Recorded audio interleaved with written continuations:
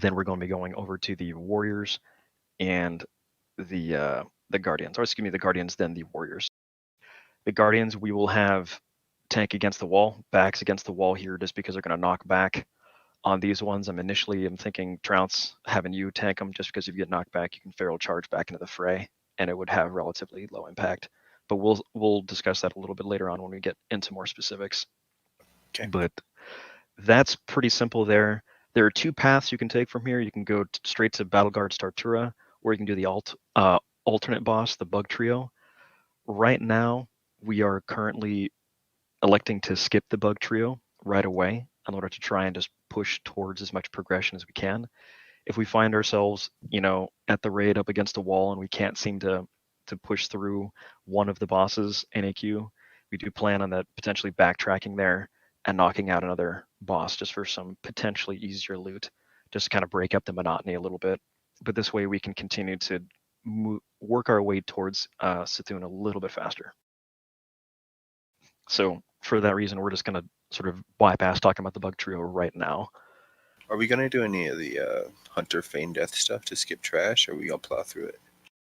Right now, we're going to plow through it. If nothing else, then we still need potential for idols, scarabs, and as well as mounts.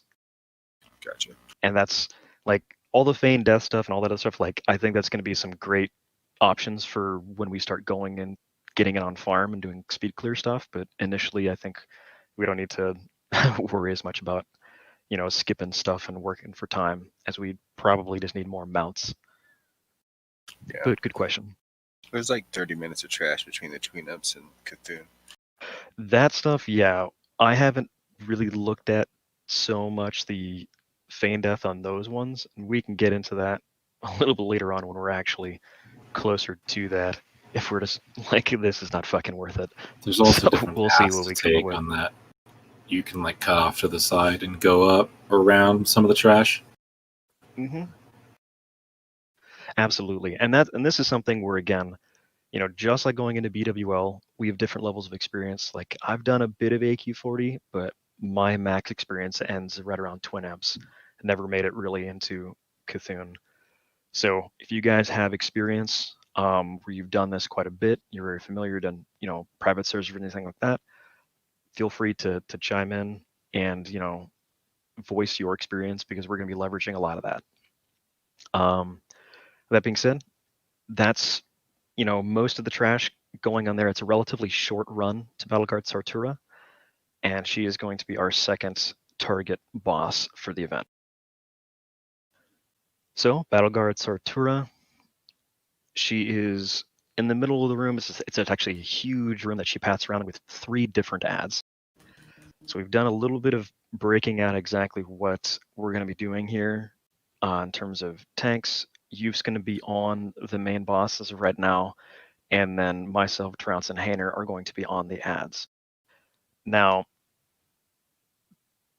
this is a fight where all of the range, basically everybody needs to come to this fight prepared with a lip.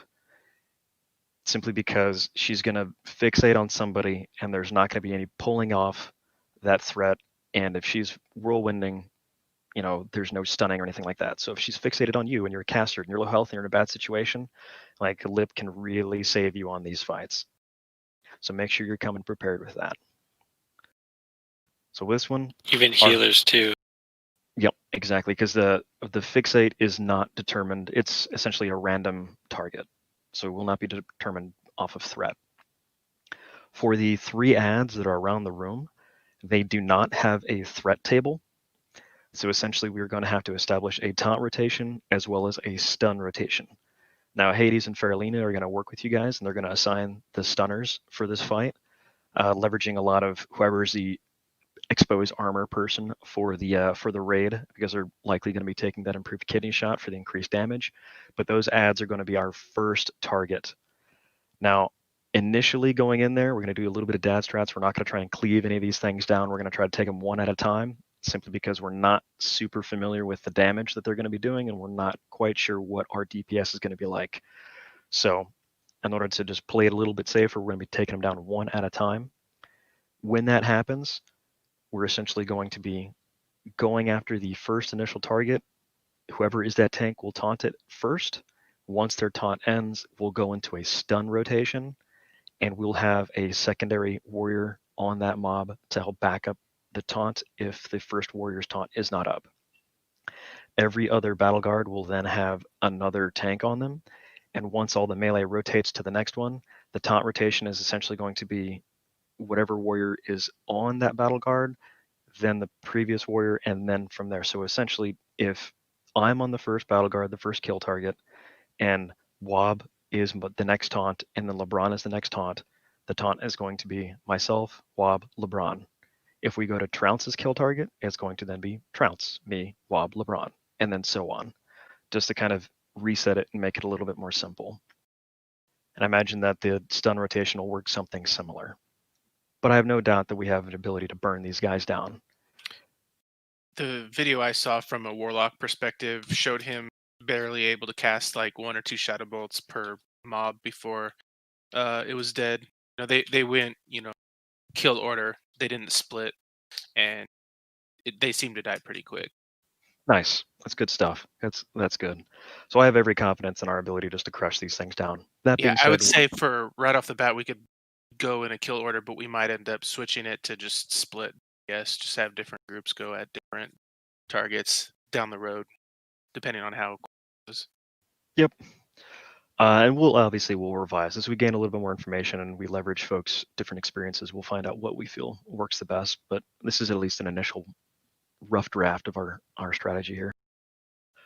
So going into it, after we've dropped the ads, we're going to be going after the actual boss. Now, during this time, she's going to randomly fixate around the room, like I said, and she'll go after one person and try to chase them down, and periodically whirlwind. This whirlwind is kind of a pain in the ass. It hits pretty hard, and while she is whirlwinding, she cannot be stunned. Her ads doesn't matter. You can stun them whirlwinding or not, but Sartura is a little bit different. There is a longer gap in between when she whirlwinds and her ads, I believe. So you have an opportunity to do that. So essentially, we're just going to have someone essentially play catch and try to bring her back to you as much as possible in the center of the room, keep her centered just so that she can avoid most of the raid as much as possible. So we're going to be tanking her relatively far away. Now, when this is happening as well, once we go on to the boss, this is again when the stun rotation really takes effect. And again, healers and casters just to be ready with the lips. There's nothing too crazy at that. This is a little bit of a mechanics fight mixed in with some DPS, but nothing I don't think we can handle very easily. Any question there?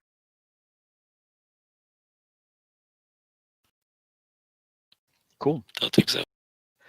After going through Battleguard, now we've got, essentially it's going to be like the AQ40 suppression room, except it kind of sucks more and it's longer. Boo. So, yeah. So with this, we're going to be charging in there and... Go back Xanted. What's up? No, he's saying go back Xanted. Oh, gotcha. So, running down there, you've got a bunch of little bugs all around the rooms that are kind of like beefier versions of whelps, but not too bad. And then they have bigger beetles in the center of the room. I believe they're warriors. And those are a little bit tougher. Those will need essentially at least one dedicated tank, whereas we'll likely have myself just gathering as much as the little bugs as we can. And we'll do it very similarly to how we do it in the suppression room, where I'll try to gather as many of those little bugs as possible, keep them on me, and then AoE once we get to a warrior that we want to take out. These, I believe, spawn or respawn even faster than the suppression room. So we have to keep going. This is going to be where we leverage mana pots and we just keep moving. Towards the end, we have to be very, very careful because Fenkris has a huge aggro radius. And we do not, after running through that entire gauntlet, because we won't have Burning Red, we do not want to pull the boss right after doing that gauntlet. So right on the left-hand side, there's essentially kind of like the frame of the room. It's like this big kind of pillar. We're all going to run up that and wedge ourselves as far into the corner as we can because it's a very touchy aggro range. even if we periodically pull some of the bugs from the room, we'll AoE them down real quick, but that's fine. That's going to be essentially our staging area for the next fight. Now, Vanquerus introduces the first tank swap that is going to be a theme of one or two Safe more other spot where you bosses wouldn't in aggro the AQ40. boss or the scarabs. But essentially in the middle of the room, Radius. you see In the vanilla World of weird Warcraft, this spot here bug-looking was the thing. safe spot where you wouldn't Youth's going to run aggro in the there, is going to pick him up, and we are just going to have a couple of other ads on us from there. For this fight, Trounce, I'm going to have you on ads to include the big snake guys that are coming out a little bit later on. And I'm going to be working on essentially just keeping up second threat, and everybody else just DPSs the boss down. Youth is going to face the boss away from us, and we're all going to just sit on its ass. Everybody clumps up into as small of a ball as they can. Range and hunters, keep yourselves as close as you can, but still outside of melee range, just to be able to do your abilities, and same thing with healers. Mic on. Because periodically throughout the fight, small bugs will spawn and come towards us, and every now and again, really bigger worms will essentially spawn and run in our direction, and they need to be picked up and killed right away. Can I get you to pause real quick, Bars? Yeah, sure. And it's going to be very, very essential for mages.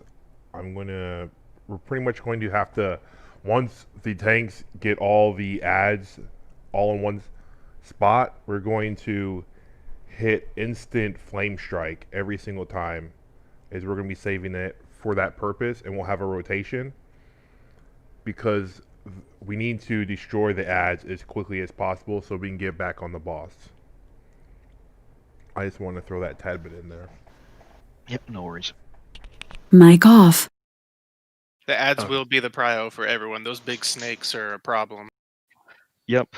The smaller bugs that'll be running around there, we can just pick them up and bring them into the cleave, and they'll eventually just get torn down. They're not as big of a deal. But the big worms, everybody needs to be killing those things. If they are not, they're not killed in a few seconds, I believe it's 10 to 15 seconds, they will enrage, and they will crush anybody that they're targeting once they go enrage. They hit really fucking hard. So they need to go down right away. So, practice your Jindo Hexer killing freaking totem shit, but we actually had to change targets and then go onto the worms as soon as they're there. No They are DPSing the boss for your parses while you ignore the ads. If we see that for those particular ads, we will notice that. Believe me. So, just do Trounce a favor. Don't let him die. Yeah. Kill the ads. While that's happening as well, periodically a random person will be essentially get teleported into one of the cubbies that is around the room where all the little bugs and the big worms are spawning, and they're going to get wrapped up into roots. The roots doesn't hurt very much, but they are going to be essentially right where all of the ads spawn, so healers need to be cognizant of this because they're likely going to be getting hit by all the mobs as they spawn, so they need to get healed right away. The entangle doesn't take very long for them to break out of it, but they need to essentially be healed up and protected. If I get wrapped up, Trounce, and I'm building secondary aggro, just switch over to building secondary threat, and I will take over taking ads because you can build up secondary threat really fast with a pummeler. And we'll talk about that a little bit more in detail later on when we get into tank strats, but that is our initial going in game plan right now. Do you know if you can shift the wrap? I don't think so. I think I think it's a incapacitates. stun. Yeah. Even if you could, though, bars wouldn't be able to do that. Yep. So we'll be going into that now. The big trick of this fight, because we've all dealt with ads before, that's not the big thing. The big thing is going to be the mortal wound that gets put on Youth. Essentially, he does a cleave attack, which is the reason why we're all going to be piling onto his back, because it can chain and hit everybody in the raid. But the cleave attack, once it hits, will reduce the main tank's effective healing received by 10%, and it stacks on itself. So once Youth starts getting higher and higher on that cleave, his ability to he's just going to get more and more mortal struck to eventually a point where he just cannot be healed. When this happens, I will essentially be fighting to take threat, and I'm going to be saving my cooldowns as a secondary tank to blow them all at that point. Youth's going to go sword and board and essentially just let it hit him and not do anything while I overtake threat and then assume his position. Because that's the only way to take it. This boss cannot be taunted. The only way for the off tank to do it is to overtake threat or the main tank dies and then it goes onto him. So again, trying not to let youth die too many times. I might do it just once or twice for fun, but trying not to let him do that. We're going to try and do a tank swap here. And again, this kind of tank swap mechanic is going to be central to a few fights here in AQ40. Just wanted to say, as far as the ads, like focusing ads, no one should be trying to parse during progression, so please focus ads. Yep, absolutely. Thank you, Swift. Well, it's My actually parses. Raid 101. Don't stand in fire, ads, then boss. People should know that. As we can see on Broodlord, though, it doesn't always happen, which is why I'm kind of worried about it. No worries. We've stated it. It is clear. Folks will Yep. do. So, with that, those are the major mechanics of that fight. Does anybody have any questions on Finkers? Anything that anybody wants to add from their own experiences? Cool. Tank and spank. Sweet. Tank and spank with the swap and some ads. Not too bad, right? All right. So moving on from there, we've got the Wasp packs. We have quite a number of these things, and at least initially, Jungle and Static both went on the Classic realm, and they went through and they did a few of these runs on their own. And Static at least skipped a couple of pats on a few bosses, but we discovered that when you went into Princess Huhuran's room, a lot of the Wasp packs actually pat into her room. So we're going to have to clear out all of the packs just because we're not entirely certain which ones do that patrol, because it's really far and it's more than one pack goes all the way into Princess Huhu's room. So it's going to be annoying, but we're going to at least clear out a lot of the trash initially, especially if there are coffers in those rooms. So with the Wasp packs, you typically have the Lashers, you've got Stingers, and then a third mob. I forget what it's called. Let's see, what is this thing? I'm on a different sheet of music right now. I apologize. It's unprofessional.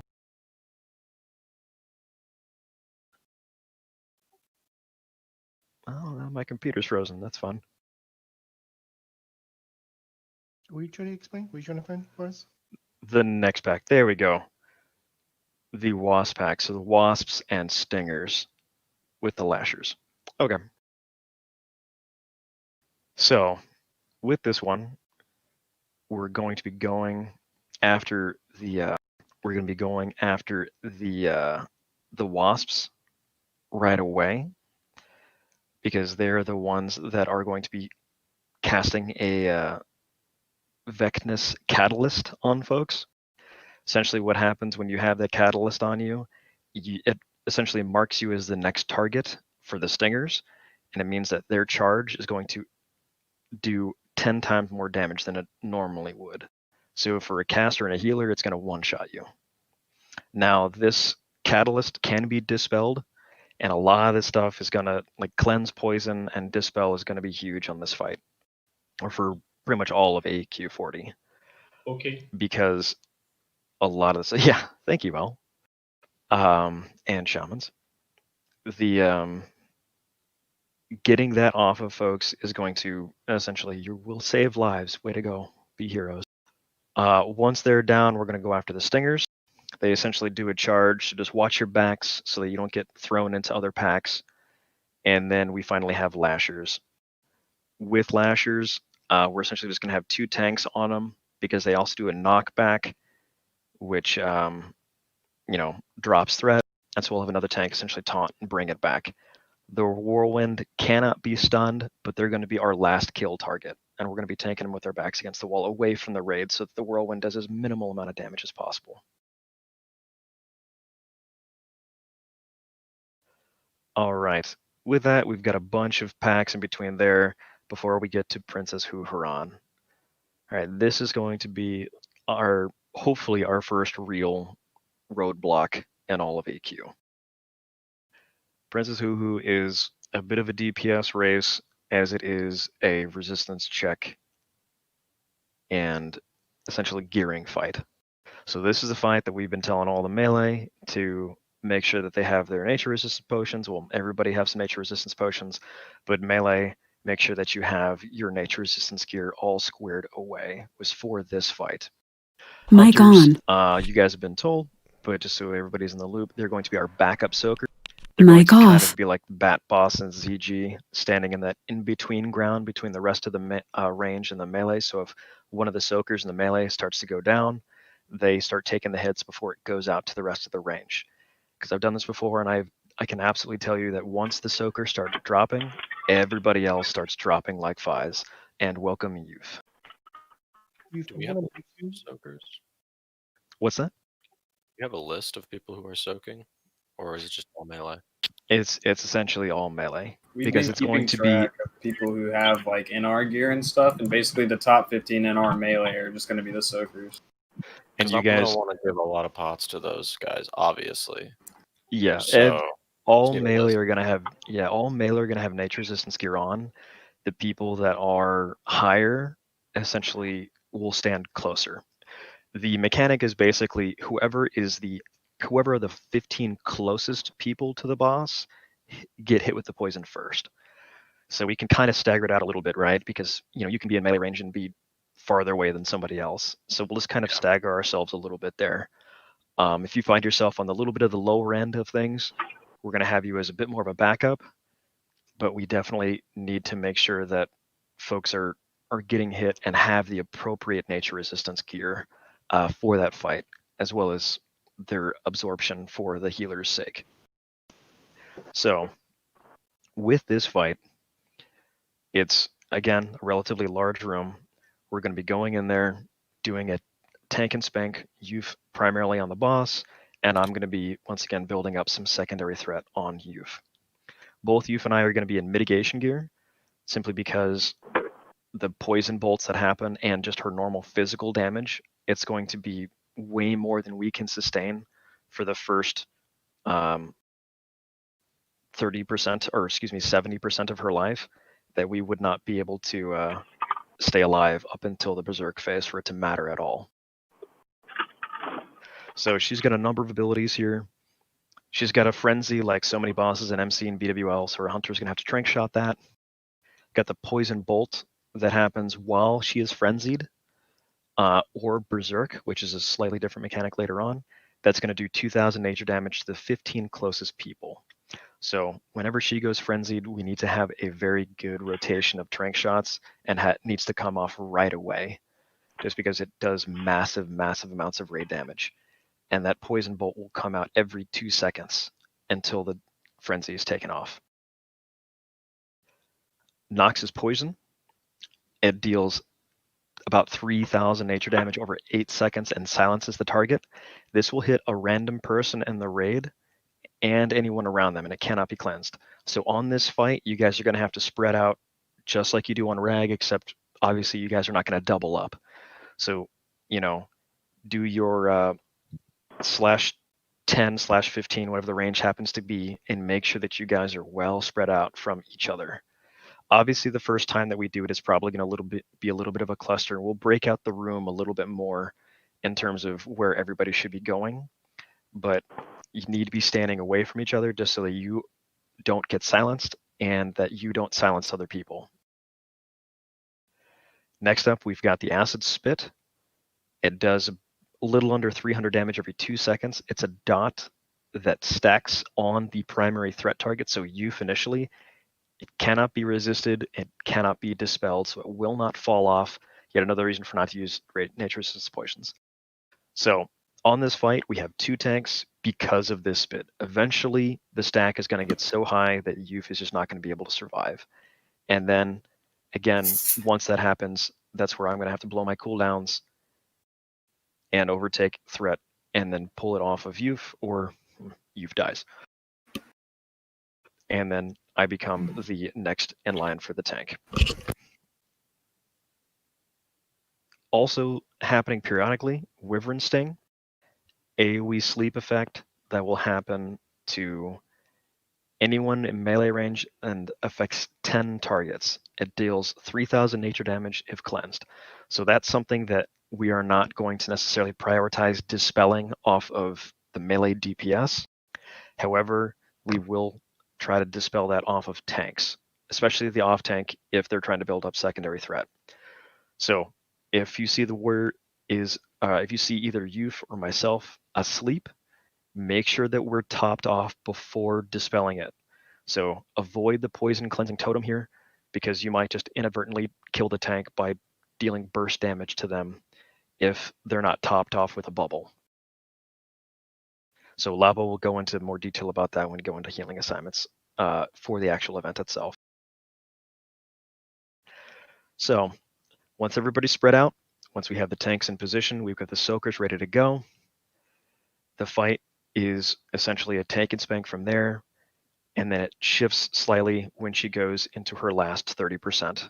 In her 30%, she goes berserk, and she is essentially in a permanent frenzy. She'll be shooting those poison bolts to the nearest 15 people every 2 seconds for that roughly 2,000 damage every 2 seconds. This can be resisted once again, and we need to make sure that we're keeping these folks alive. For this, ranged are going to have to carry a lot of the damage here, because the warriors are going to have to be very hesitant to popping Death Wish, because Death Wish reduces your resistances as well as increasing your damage. So on our first couple of attempts, it is not something that we are advising that people pop, just because it's likely going to cause you to die. Also, warriors, make sure that you're executing in battle stance for this fight. It is not worth the extra 3% crit to take an increased 10% damage for this fight. So all the warriors, please be doing your executes in this phase, or sub 30%, everybody should essentially be in battle stance if you're not a tank. Or if you're really worried about receiving too much damage and you just want to spam Bloodthirst or anything like that, then you can go defensive stance, though we do need to burn them down. So here, we need a lot of the range to help pull the weight on this fight, and help, because our warriors are simply going to be gimped, as well as our rogues are going to be gimped on their damage output because of the gear that they're going to be having to wear. Any questions or inputs on who? Have we thought about bear off trinkets for soaking? I have heard that that was patched and that they are not considered soakers because they removed that from the pets, but I have not heard anything. I haven't seen a blue post on that. That's just been okay. Something I've heard a lot of other folks say. Could be something we test out for our first run, though, certainly. I have a question. Yeah, but do you think two tanks is going to be sufficient in the first couple of kills that we try, or do you think we're going to need a third? I think it's something that we can play it live and see, because I will say right now, as much as I have full confidence in our ability to do this, I do not have confidence in our ability to one-shot Huhuran. So I think we're gonna probably see it. If you're considering a third tank, they can still be in nature resist gear, because it's possible that if you're worried about tanks dying, but you're worried about them being mitigation and the melee being nature soakers, by the time you get to the third tank, it might be in that 30% left. So. Yep. And Pummeler matters more for my threat than anything I wear. So it's fine to be a soaker / tank for me. Yeah, exactly. If Trounce is the third tank, Youth dies at 70%, Bars dies at 30%, and Trounce is tanking the last 30, and he's wearing nature resist gear, that could work out. Yep. Perfectly valid there.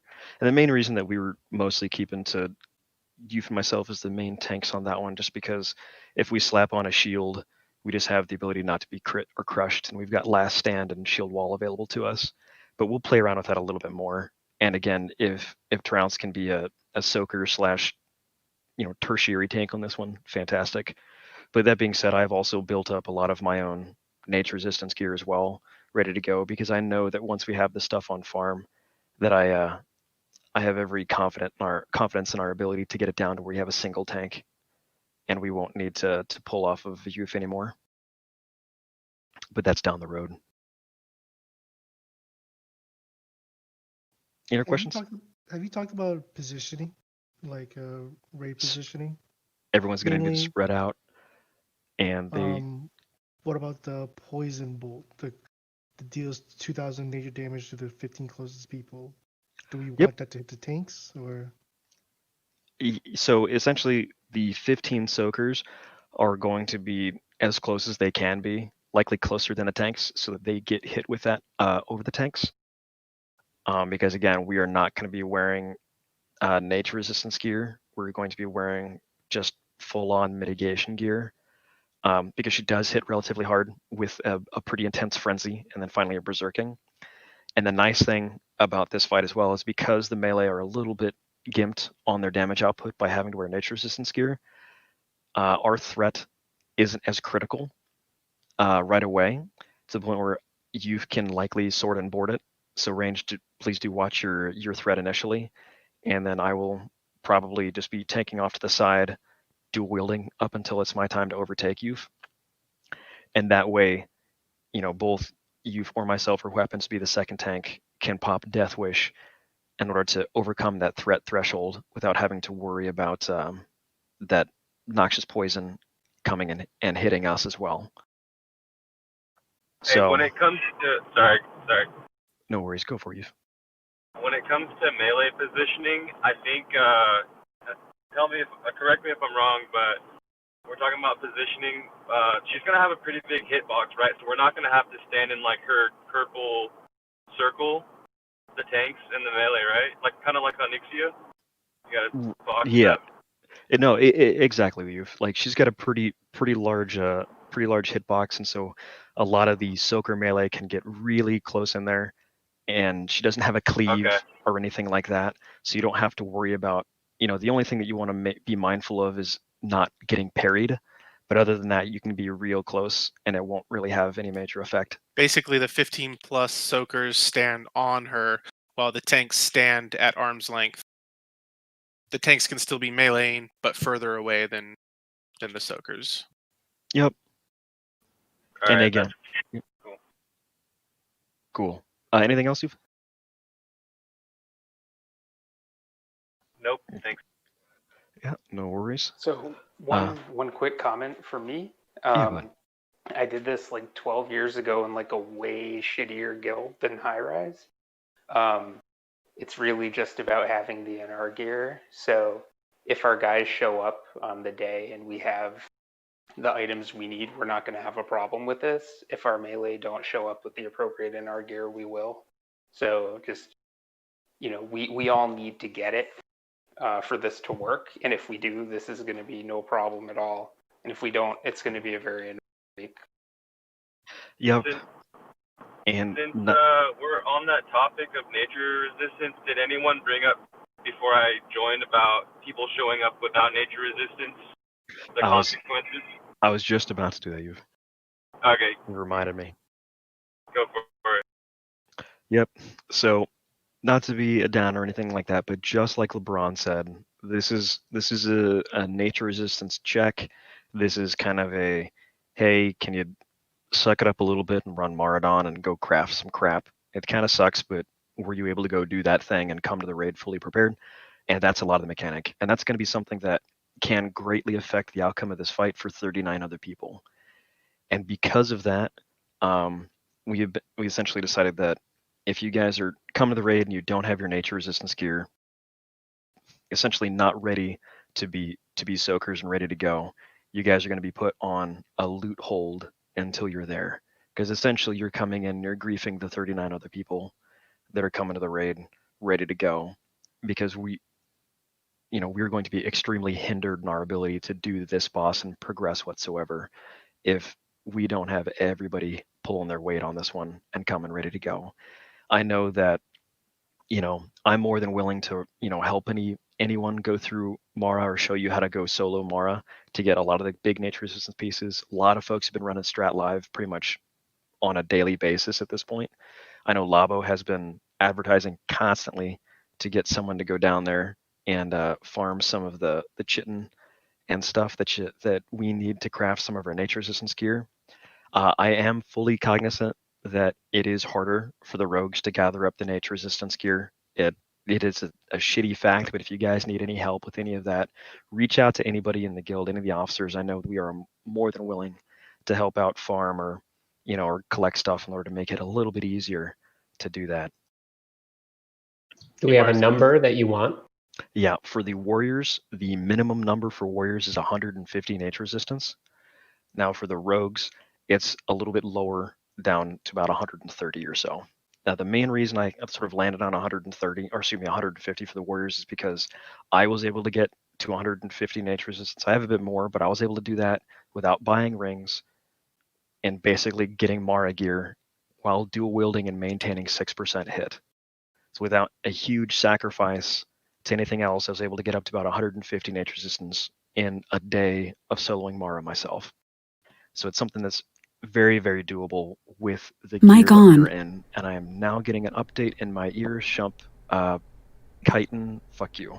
With by yourself? I'm pretty sure there was someone there with you, sir. I'm just kidding. Yeah, I know. Shump, are you chitting me? Mic off. I am not chitting you. All right. So Is 6% hit enough with daggers? Pronunciation is important, and I tried to keep it on down low.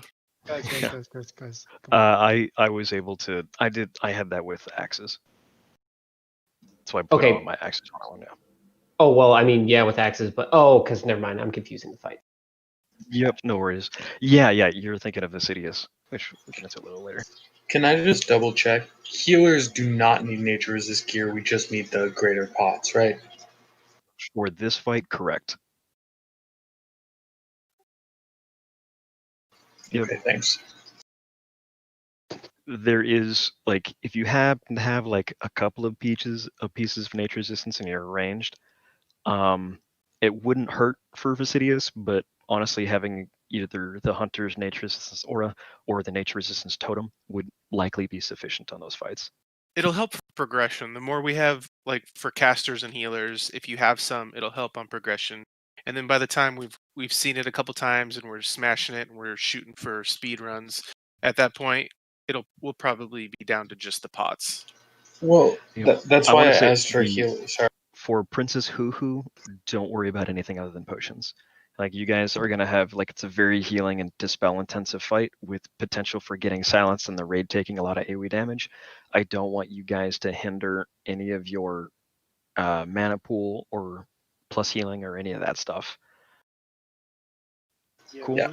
We're going max healing. That's for true. Sure. Yeah, that's why I asked. Thank you. Yep, no worries. I want to emphasize on the in Berserker phase on Huhuron because it is really scary. Like, people will just drop in seconds just because of the out damage. So for most, I would say most classes, healers especially, we're saving our cooldowns and trinkets on that, specifically that in Berserker phase. Yep, and that's again one of the reasons why, like, we need to be a little bit cognizant of the threat on that fight, because more than likely both Yuf and I will, when we are tanking, probably go sword and board, just because we are fully aware that once they go frenzy, like, healing is going to be very much split up between everybody, and we're going to be taking a lot of damage with potentially not as much dedicated healing coming our way. I want to add something. Yeah, what's up, bud? Like, the soakers cannot die, because if they die, maybe creates a snowball effect and go for the healers and the casters. Oh yeah, 100%. Like, that snowball effect is, like, you will be shocked when you see old videos of, guilds going on Huhuron. And I was in one of those progression raids. It took us a long time to get through Princess Huhu, where we're down to like the last 6% of her health, but the execute phase is a little bit slow because all the wearers are obviously, wearing random greens and shit. And one person dies, and then the ranged go, and then the healing starts dying, and you go from like a 6%, we got this in the bag, to dead at 2. Like, it it just goes that fast. Yeah, so what that really means is if we have 15 soakers and only 14 show up with the gear, you know, that one guy is going to die and then it's going to chain to everyone else and it's going to suck.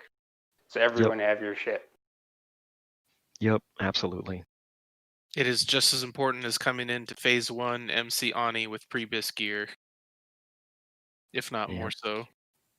And we'll discuss things like, hey, if we're having a really good run, like potentially somewhere's doing like a little macro, going to defensive stance and shield walling, going back to battle, and just executing with a shield wall up or something. We'll play around with some stuff, but it is definitely a nature resistance fight and a mechanic of everybody can play an ice and pull their weight on it. Yeah, the inputs, all this stuff's been great, guys. Keep it coming.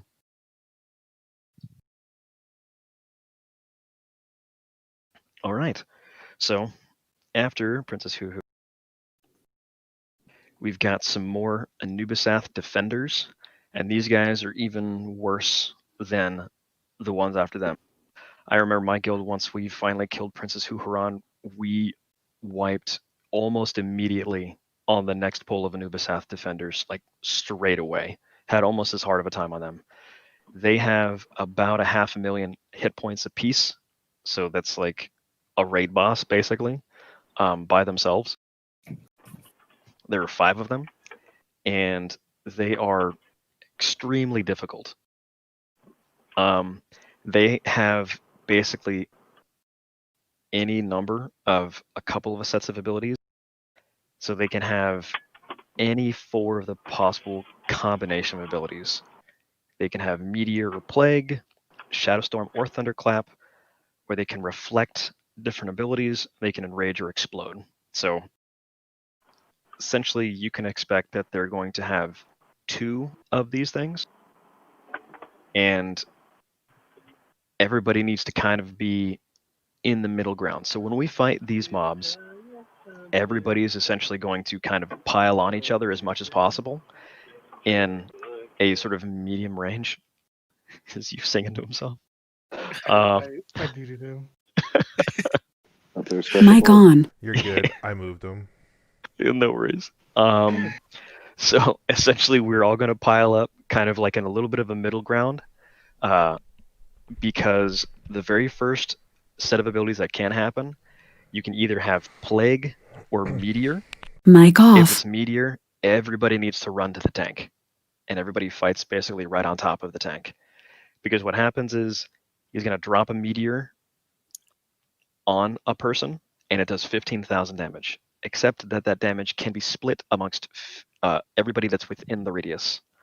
So if you only have one person there, I don't care who you are, you're going to get clapped. Like right away, just dead. We have everybody run in, then that's going to be divided amongst all 40 people in the raid. So we need to be careful determining which ones we have. And we mages in a lot of these pulls are going to have to cast detect magic right away, because we'll be able to tell a lot of their abilities with Mic detect on. magic. Yep, we'll have that done. Yep, no doubt you guys will handle that.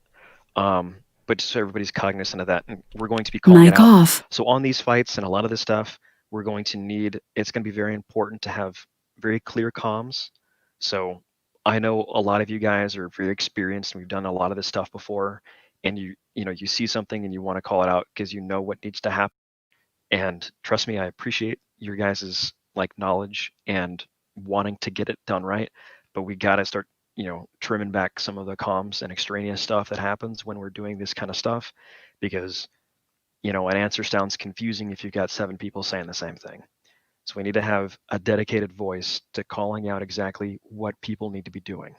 So if it's Meteor, everyone's going to run in to the tank position and we're all going to essentially soak the damage with each other. Now if it's Plague, then one person gets targeted with the Plague and everybody around them gets it. It cannot be cleansed, and it does a fixed amount of damage, and it will essentially just kind of wipe through the entire raid, dealing a crap load of damage to everybody. So it's one of the reasons why we are staying in essentially a tight ball, because whoever gets the Plague, you're going to run out of the raid just like you would if you had Living Bomb. So everybody sort of stays in a little pile And if it happens to be Plague, then that person that gets it runs out of the raid. And it's that simple. Just yell Corona, get away from Yep. Corona. Social distance yourself away from over there, just like Princess Hoo-Hoo, practicing social distancing here. Be spatially aware too. Don't run into more shit. Run away where we've gone that there isn't shit. Yep.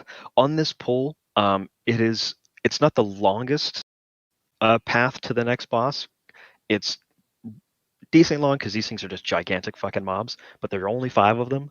And so typically what we can anticipate doing is we're going to pull them into the first hallway, and we're going to tank them in that initial hallway with everybody essentially on one side of the room, and then all the people that are, have leprosy are going to go on the other side of the room. Shadowstorm and Thunderclap. If it's Shadowstorm, this is another one where everybody kind of runs to the tank position or relatively close to the tank position, because he's going to do an AoE Shadowbolt volley very rapidly that hits for about 1,000 every time they cast it. But it has an effective range of about 20 to 45 yards. So if you're in closer than 20 yards, it won't hit you. So it's another one we're going to have to run in.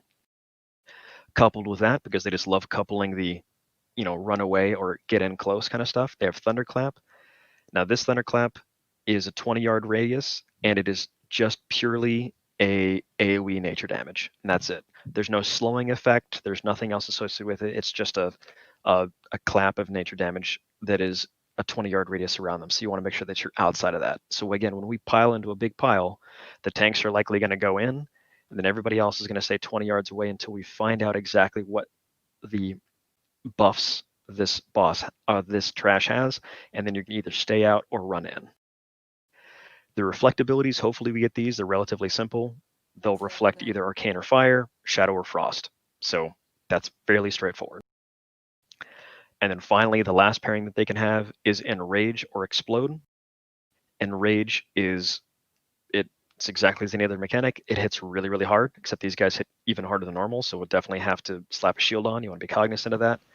And then when near death, their hands might glow and they'll explode. Think of it as the bat boss.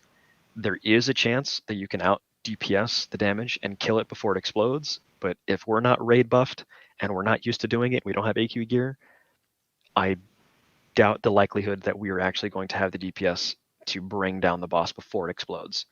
Now, when its hands start glowing, everybody can run out because it's rooted in place. It will no longer attack. It's essentially just, getting ready to blow up. So when that happens, we can call it and people can run out. If we determine that these things are relatively squishy because a lot of this stuff is based off of knowledge, like the Bronze said, from 12 years ago, and we can just absolutely smash its face in and we don't have to worry about it, we'll make that decision when we see the content. But as of right now, we can expect to probably run out if it is an explode mob. Do we know how much damage the Thunderclap was? This I don't see on this resource that says how much it is. It's likely going to be enough that you don't want to be in range if you don't have to be, but not enough to just outright kill you because the tanks still have to be in there. Either way, like our initial distance that we're going to be is 20 yards out. So obviously there can be some bad combinations there. If we happen to get something like Plague and Shadowstorm, or like Meteor and Thunderclap, or a crappy combination that says go out and stay in at the same time, then obviously raid damage is going to be increased, and so we need to take that carefully. It could be something to note, just to like maybe just have a full priest rebuff of like Shadow Ward, Shadow Ward or something like that on everybody, dude. Just in case we get double Shadow Bolt Volley or anything, Definitely something to consider, and the Meteor and everything like that is fire damage. I'm just Fire Ward.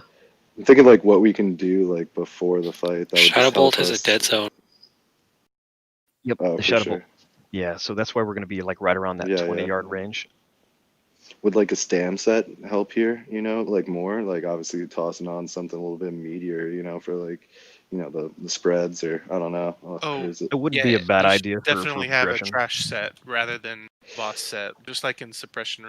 Mic on. Pretty much, right? Especially for like mages, warlocks, and stuff. You don't need as much hit on these things as you do on boss. Yeah, and again, this is Mic off. this is that same sort of thread. I think a lot of people have heard rumors of that the trash in this place is harder than basically any boss in Molten Core that you can come close to when you start getting to this phase of stuff.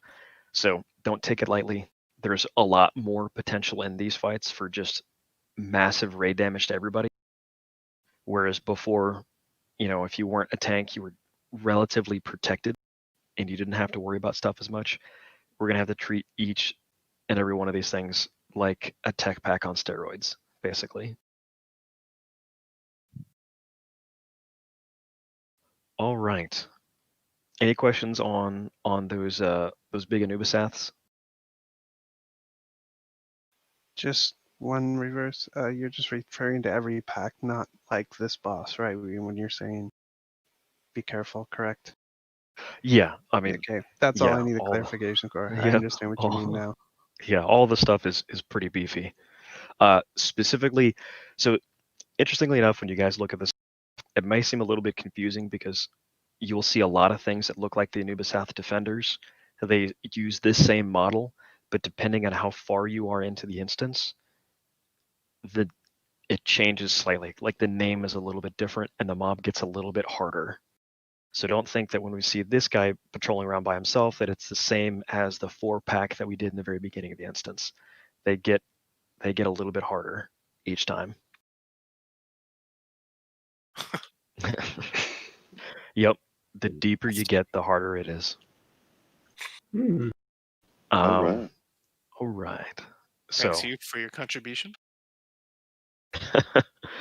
all right, moving on to Shump's favorite fight, the Twin Emperors. If no one had any other questions. Yeah, those are going to be a bitch, dude. That sounds like some grief. That just sounds like some grief. Yep, they're in Raid 1 chat right now.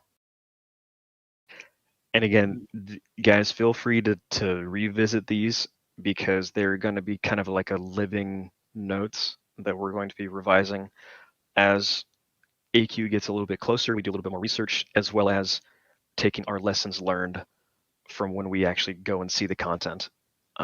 You'll likely see specific assignments for your particular class or role per boss listed out here. So, save this in your favorites so that we can have an easy reference for everybody to just go back to. Yo, Bars. Yeah, what's up, man? Are we gonna be popping nature pot like throughout the instance, or just boss fights? Because I think these trash mobs are pretty hard too. They are hard. Good question. As of right now, we're keeping the resistance potions to just bosses, simply because a lot of these other ones, there's not a whole lot of nature damage involved here. I'm like the Thunderclap does a little bit, but you can outrange it. The Plague is a little bit, but you can move out of it. So a lot of this stuff is avoidable damage. So I'd rather, learn that mechanic of it, have people wear just a little bit extra stam gear for the time it takes for them to get out of the danger zone, essentially. I can help answer that because the greater nature potion is like 8 gold now, but the lesser one is 50 silver, so you can stack some. 50 silver right now, huh? Yeah, it's really cheap. I made like 600 now. Yeah, I got a bunch bring too. a lot of lessers for the trash for sure, guys. Bring the lessers too. Chug lessers for those are pretty cheap. Yep, and a lot of this stuff as well. Keep in mind that those aren't too bad to make.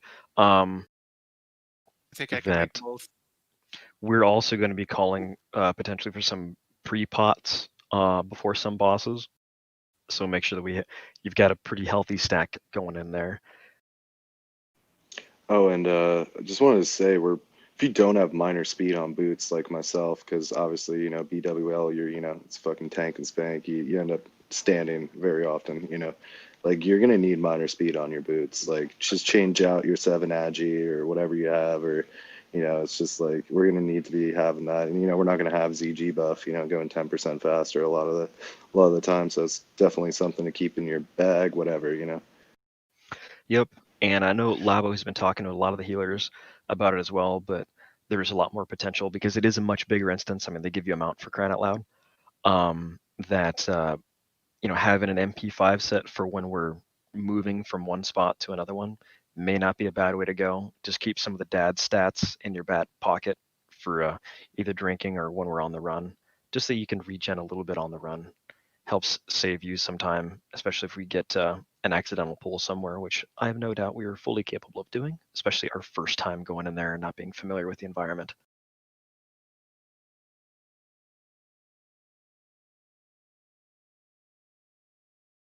Sweet.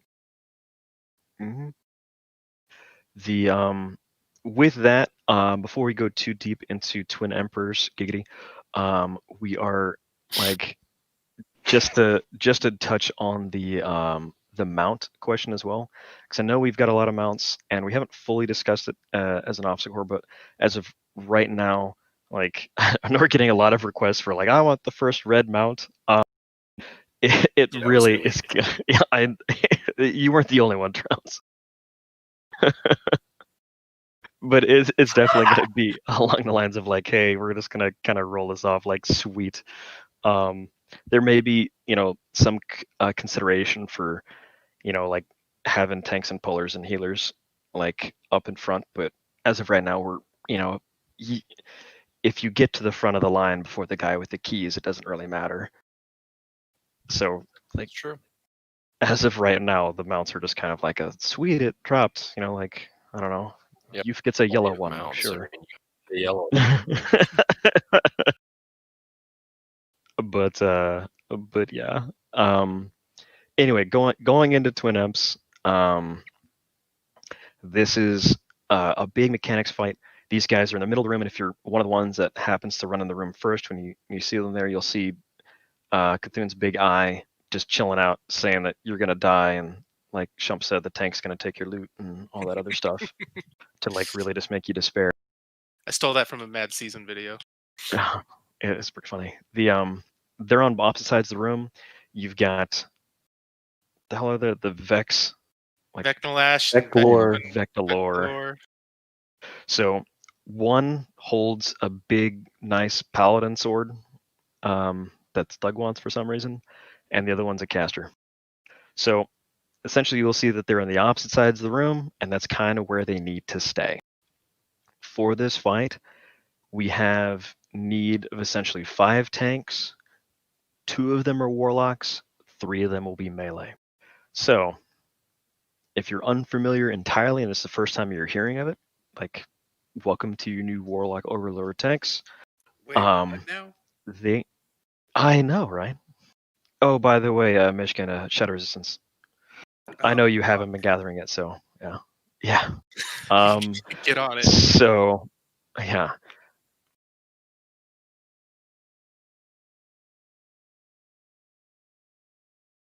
So it's me and Mishkin, and Fizz has been told to start working on them as a backup. We really should only need the 2, but in case either one of us is missing for a week or is going on vacation or whatever. Honestly, I would say that he should probably wear it at the beginning of the fight, because every single teleport, at least initially, is an aggro wipe. Anyway, when you are so want to if be you happen starting to die something, for you are whatever going reason, to need to he pull could just these as easily pick it bosses up. to the edge of the room over here. It's very important that you keep the twins split because at least on initial progression. I mean, it very well likely may be the case that Youth and I just get smashed by the they will heal the each melee other person well if before they any get warlock too tank dies, but we'll see. Yeah, and it might be that towards the end of Phase 5, we move away from warlock tanking anyway. It might eventually have warriors do it, but having warlocks tank it is a good way to do it, especially progression. Yep, initially. So we have been hinting at it a little bit, but Emperor Veklor is the caster that is immune to all physical damage. And you can tell the difference because 1, he doesn't have a big sword, and 2, he has mana. When this fight starts off, the hunter will essentially pull Veklor off of the left platform, so on the western side of the room, over towards the podium in which we stand. So if you look at the raid notes that we have, right underneath Twin Emperors, you see a nice clean map of the room. Now, split in half, we're going to be entering the room from that bottom left-hand side. So on this bottom left-hand side is the entrance, and Veklor, the Warlock tank, will be on the left, and Vecnalash is going to be on the right-hand side.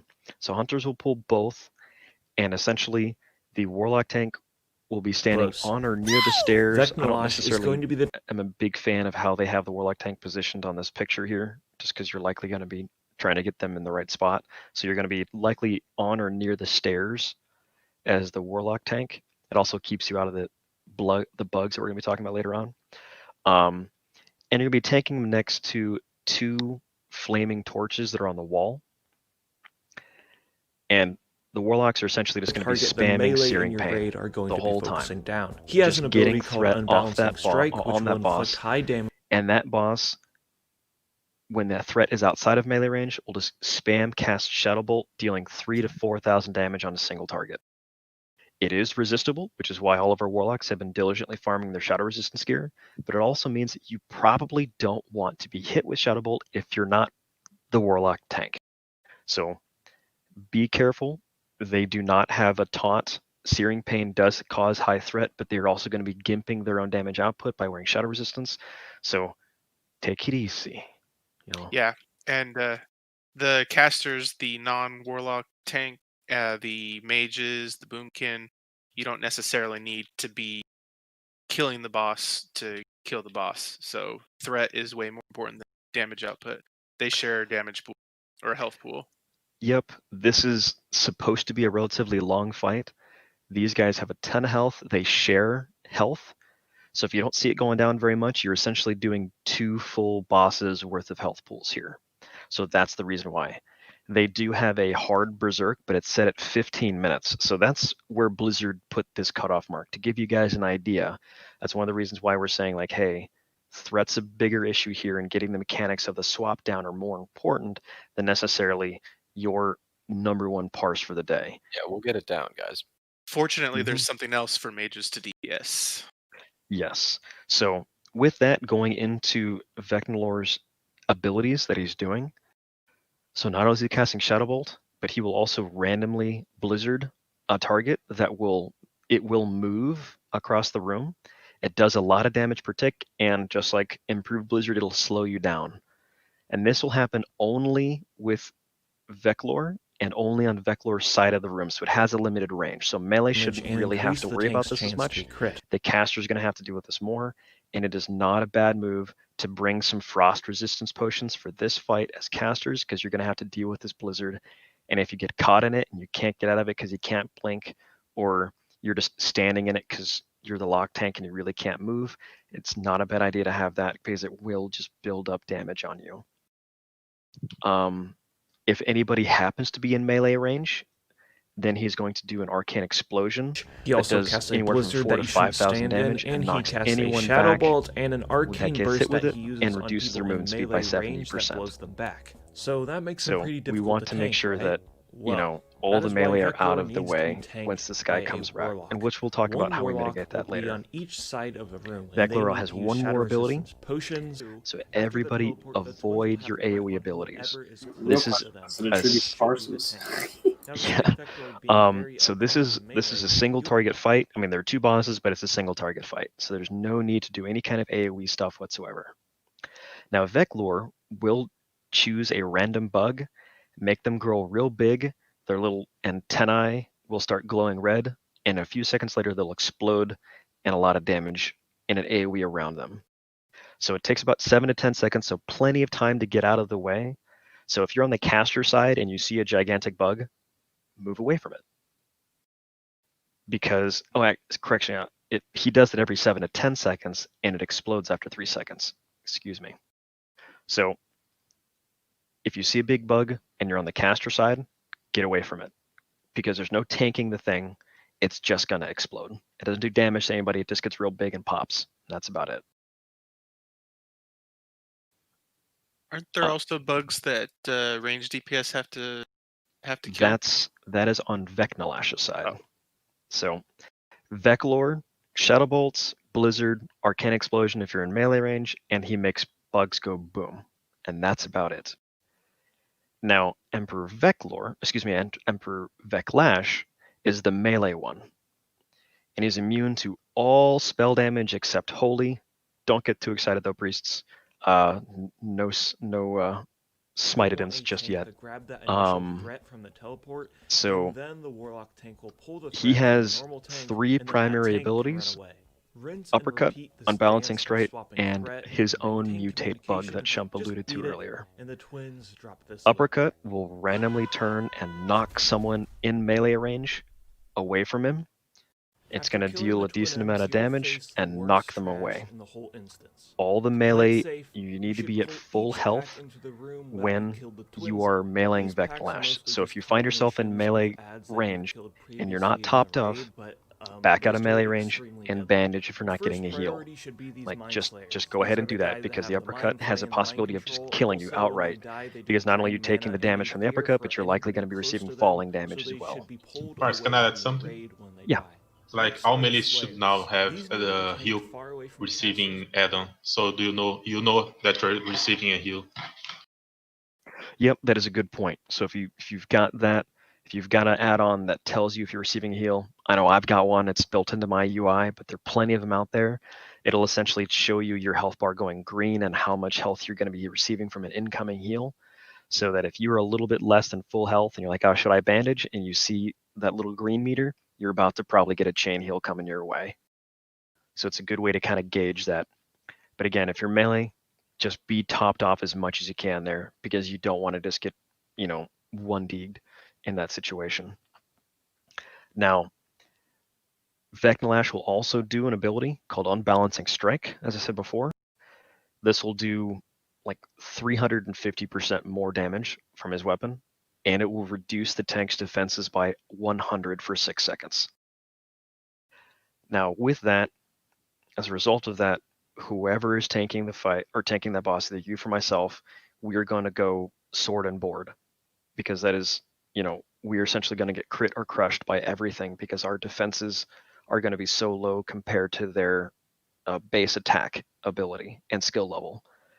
So once again, got to be mindful of your threat on this fight just because, again, we may be using a sword and shield more frequently than you're used to. So be cognizant of that. Now for this one, and with Emperor Veklor, cause bugs to explode. Emperor Veklash, mutated bugs. When Veklash's bugs mutate, they get really big, and they increase their damage by essentially 1,800 and their health by 300%. So this occurs every 10 to 15 seconds. And again, they don't go away. When one bug mutates, the other one doesn't die. They need to be killed. They need to be focused down. So ranged, like this is going to be a big focus for you guys, is killing these bugs and making sure that they go down quickly. Because Trounce is going to be essentially picking up these bigger bugs and pulling them either with the melee to get cleaved down or closer to the range depending on where they are in order to get killed by the range. And he'll have to call it out at real time to determine who needs to DPS it down because it will eventually get overwhelming for Trounce if we are not killing these bugs. Because again, they do a ton of damage, and anything more than 2 bugs alive at any given time, it will quickly overwhelm what we can heal through and what Trounce can tank. So that is just their base abilities. Now we're getting into the fun thing. As we said, we need to tank them on opposite sides of the room because if they get within 60 yards of each other, they will instantly heal each other every second for about 30,000 damage. That kind of sucks. Yeah. So it's essentially like, you guys remember last night where Evan Rock didn't die? Like, it's that. It's like, you're just going to be sitting there going, this is my nightmare right now. Like that, but a super nightmare version. Yeah. And they're like 70 feet tall yelling and like just making fun of you when they're doing it. It's terrible. So we need to be making sure they're apart from each other. Now, unfortunately, they don't like to sit still. They will, every 30 to 40 seconds or so, teleport to each other's position. So where Veklor started on the left, so the caster started on the left, and the melee started on the right, 30 or 40 seconds later, they're going to swap positions. So right around 25 seconds or so, and we'll have a deadly boss mods thing counting it, and you guys will likely hear my voice saying something like melee out. I don't know. I'm unimaginative. The melee will start running to the opposite side of the room, kind of DPSing any of the big bug along the way, and getting ready to get in position for the melee boss once the melee boss teleports. Because again, if anybody's in melee range of the big caster when he teleports, they're going to instantly receive about 4,000 damage. So, to that end, we're going to have 2 warlocks for tanking, 1 on each side of the room, ready to pick up the boss as soon as they teleport. We will also have 2 warriors underneath the torches on opposite sides of the room, ready to pick up the boss as soon as they teleport. Now, when they teleport, it is a complete aggro wipe, and they will be targeting the first person in melee range.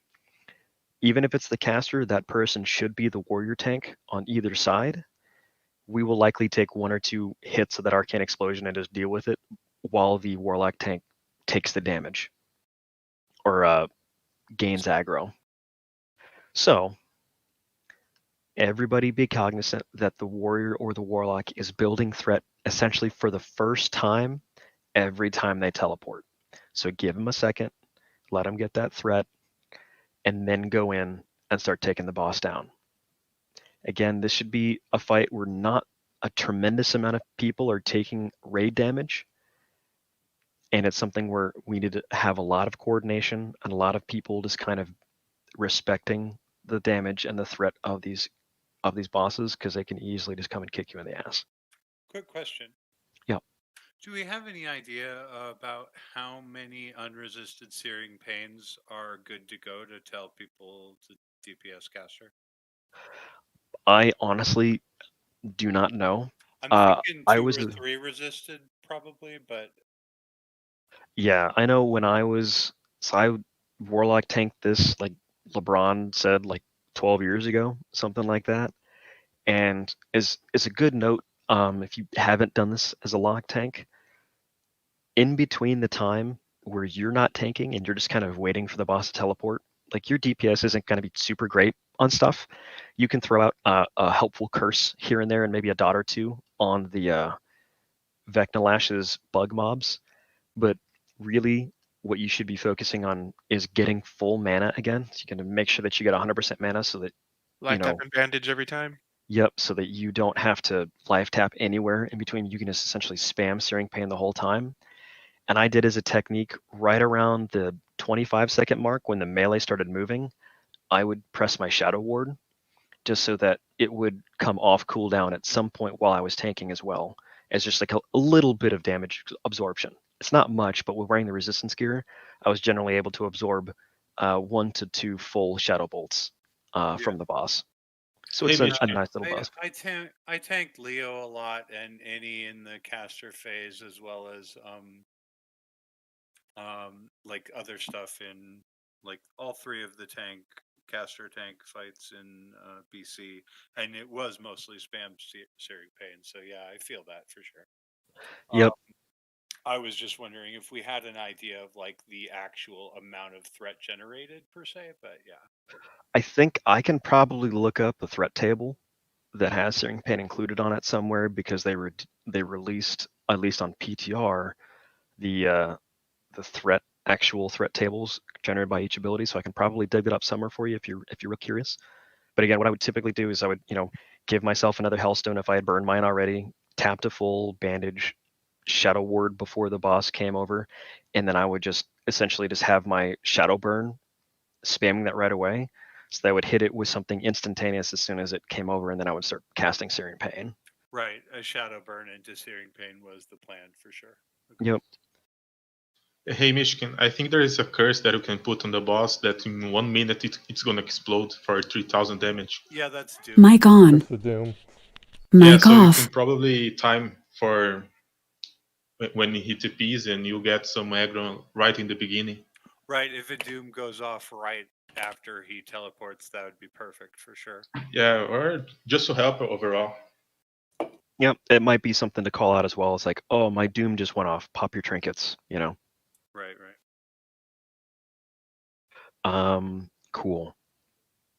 Any questions on Twin Emperors? Obviously, we're gonna have to have raid healing kind of split on this fight.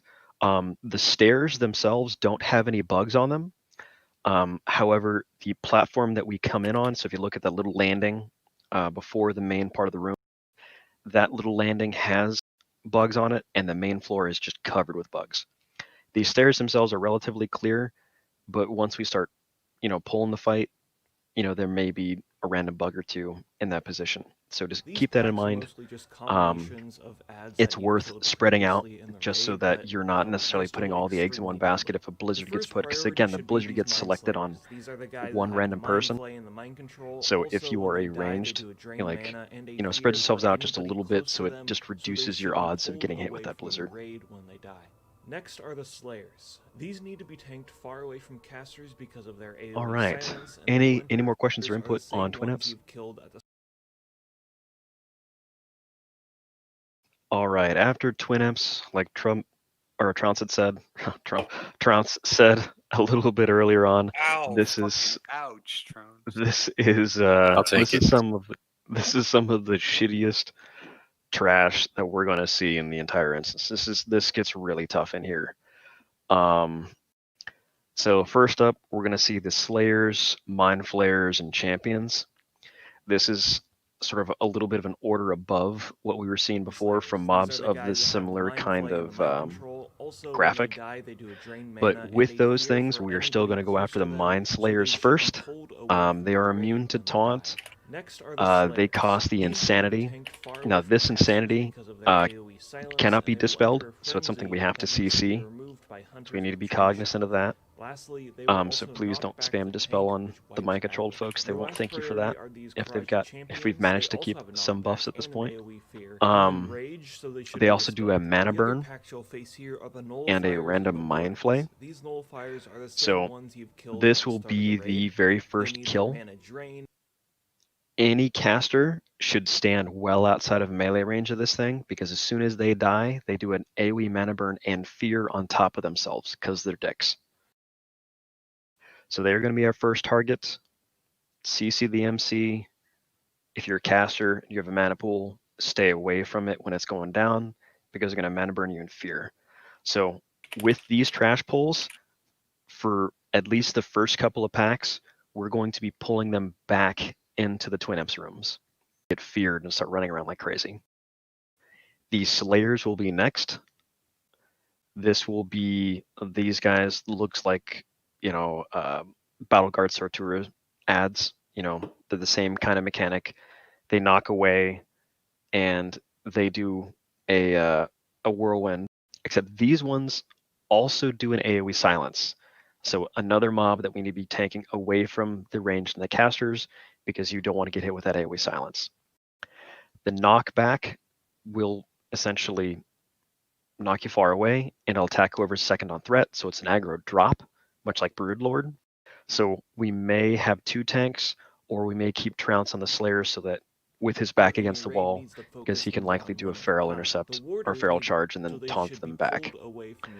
We will, depending on the composition of each one of these mobs, we'll have a hunter on them, because they do enrage and they need to be trank shot. So we need to keep that in mind. Again, if you're assigned to a mob on this thing and you're doing something like, you're doing a trank shot or you're doing a stun or anything like that, like that's your job. Like make sure that is met before your DPS or before your parses. Again, we want to make sure that we're getting these mechanics down solid before we start worrying about, your parses or anything like that. Once we get the Slayers down, we're going to be taking on the Champions. These are the stocky boys that are there. We're going to use 2 tanks on them, tanking them yet again away from the main body of the raid, because they do an AoE fear and a cleave that's pretty beefy. They will also knock the tank back, so another mob we will tank with our backs against the wall. Once they're low HP, they can enrage. This can be dispelled. So once again, make sure that all the mages are putting detect magic on stuff.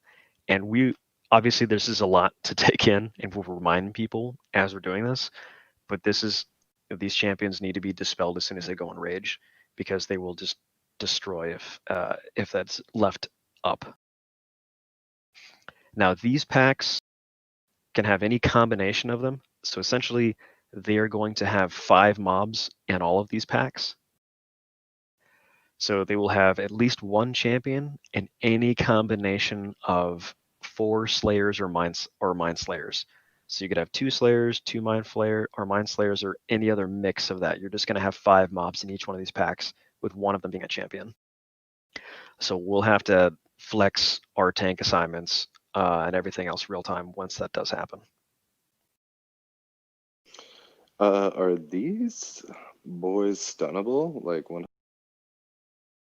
These are. I'm pretty. The raid, they need their mana drained, and your raid The champions I do not know. Yeah, the champions are but probably not stunnable, but the mind slayers and the slayers, dude, and mind flayers, like totally stunnable. I'm pretty sure. Like. It may depend on where in the instance we are. Again, the earlier ones in the instance, like, yeah, 100% can be stunned, but as we go a little bit further in, they get a little bit beefier, and I'm not sure, to be totally honest with you. Yeah, I'm pretty sure you can still stun them. If we can, that'd be awesome.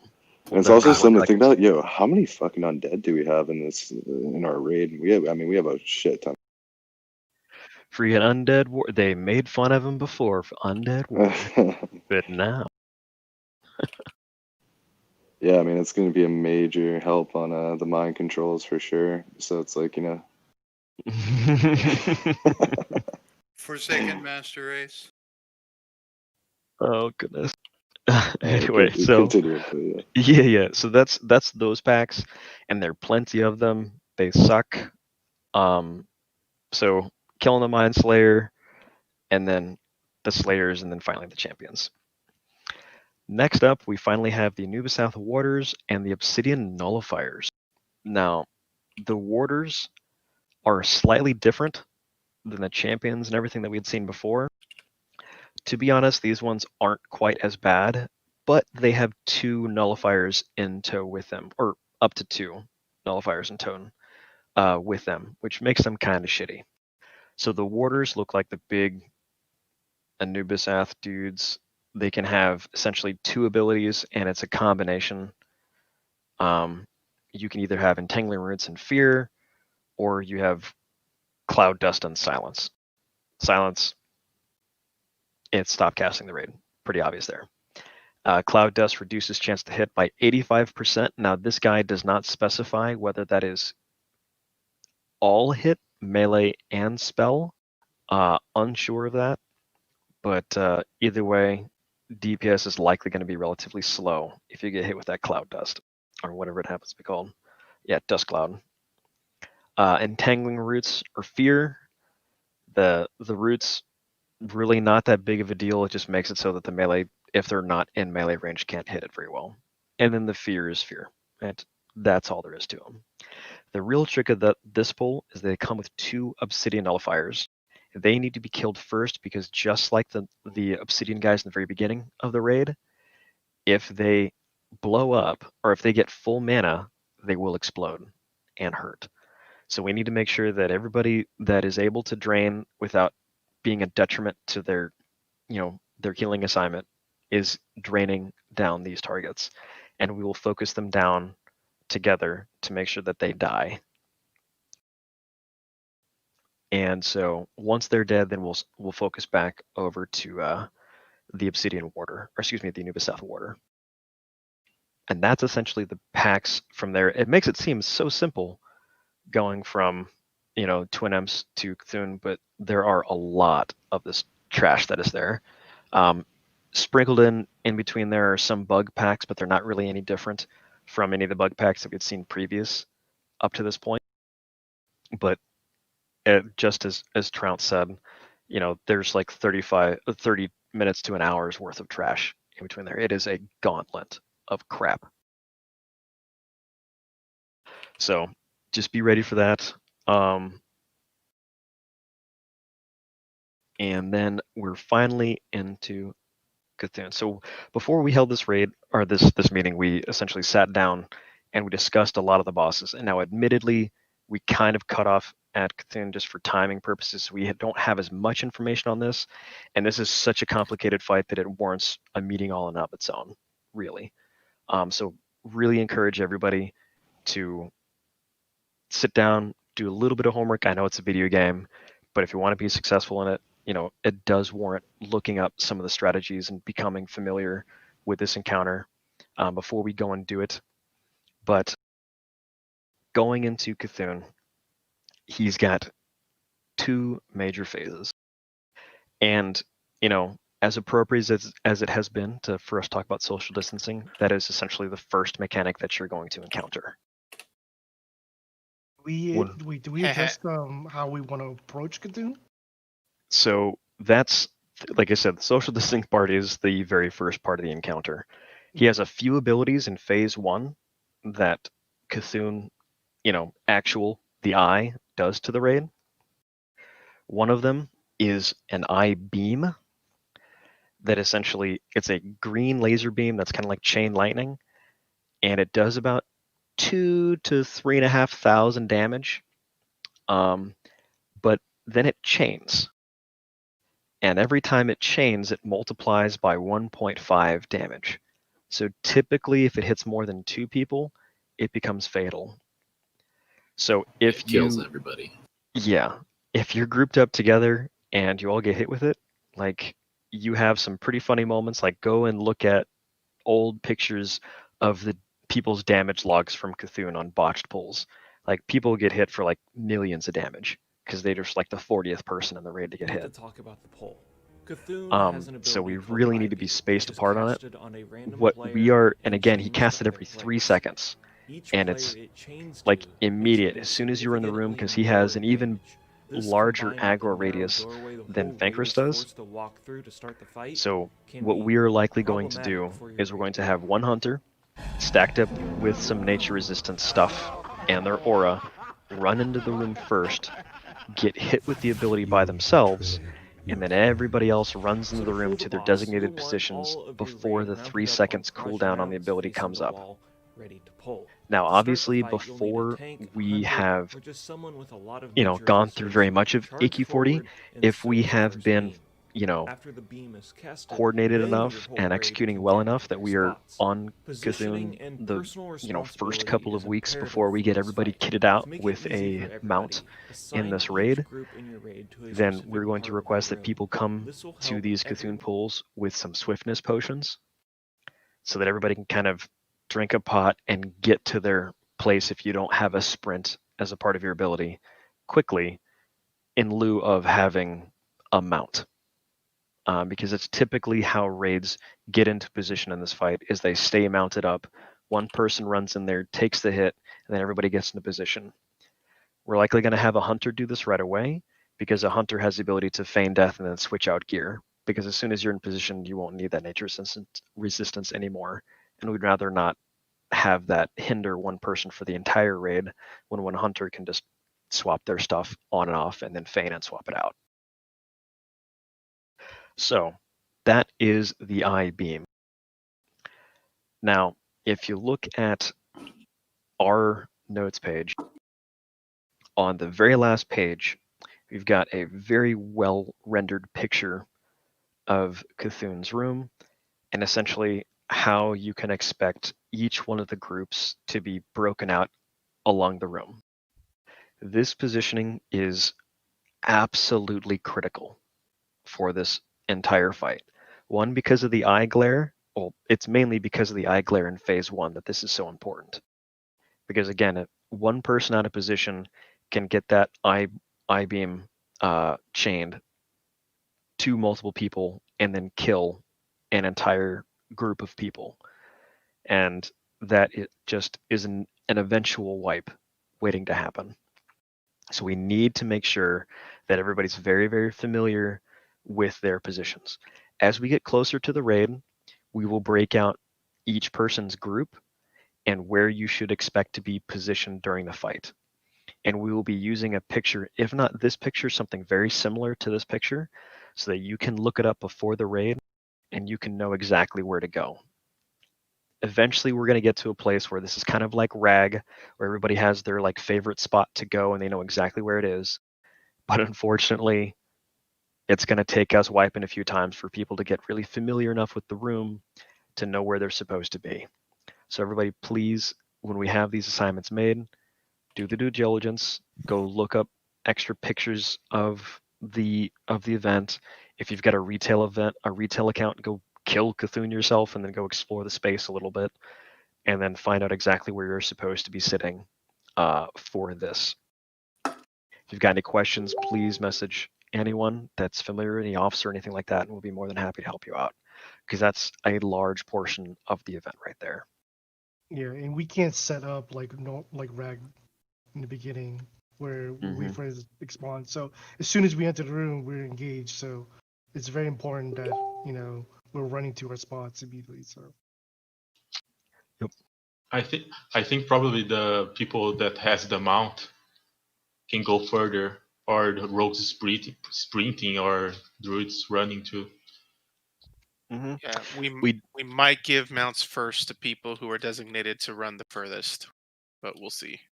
Yeah, we're still having that discussion, but again, that's one of the reasons why we're saying that folks like come with a swiftness potion or something like that, just so that everybody has at least some ability to get to their spot a little bit faster.